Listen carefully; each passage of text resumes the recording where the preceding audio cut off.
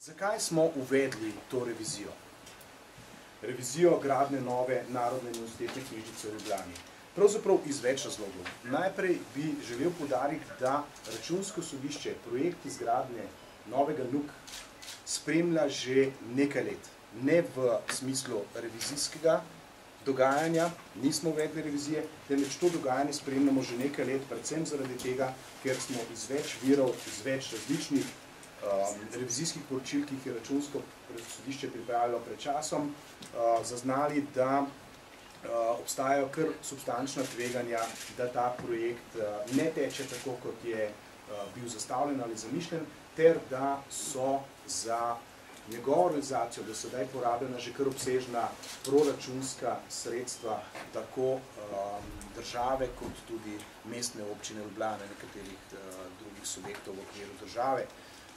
To je bil en izmed razlogov, zakaj smo se odločili za to revizijo.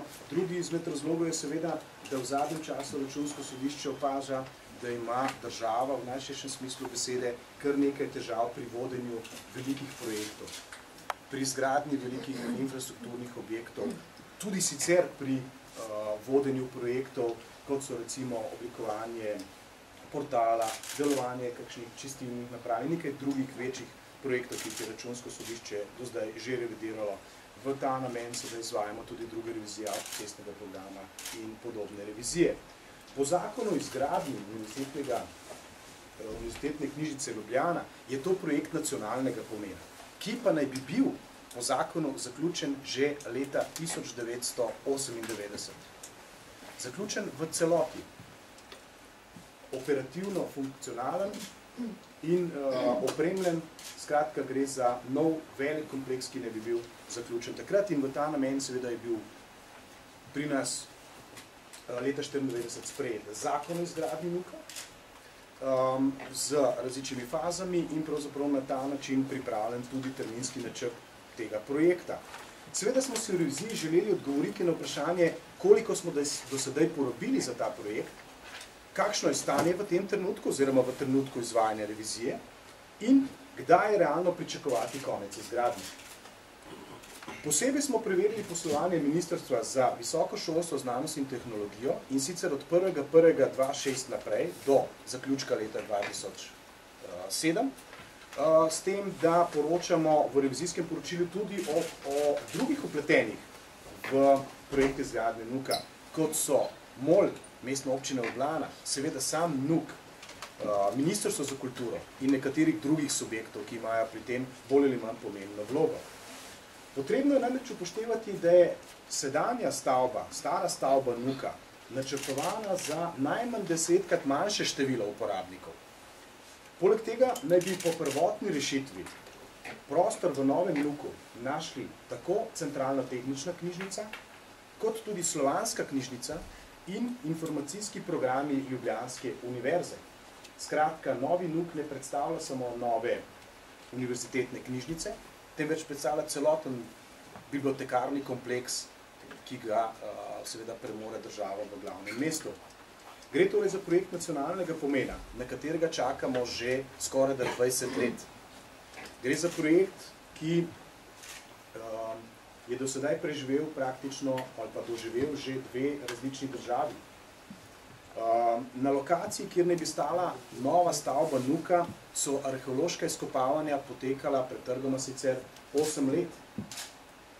Potek projekta je seveda zahteval tudi prenovo stare stavbe NUK-a za osnovno funkcijo in najem novih prostorov NUK-a, ki jih ima le-ta seveda v najemu.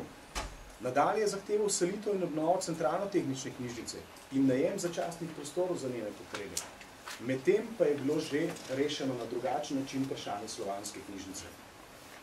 Gradnja NUK-a in digitalizacija vsebin je del resolucije o nacionalnih razvojnih programih države za obdobje do 2023.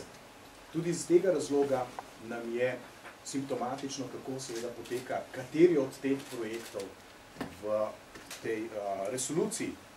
Kaj se je zgodilo v zadnjih 2 letih, ko smo se bolj natančno fokusirali, čeprav v revizijskem poročilu poročamo tudi o času poteka projekta od samega začetka, od izbire idejne natečajne rešitve naprej.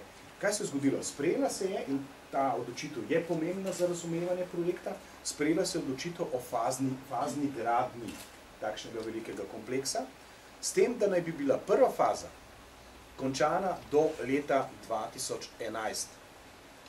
Prva faza pomeni gradnjo in zaključek gradnje in seveda njeno funkcionalnost osrednjega objekta nove knjižnice, ki naj bi bila končana 2011, do leta 2011.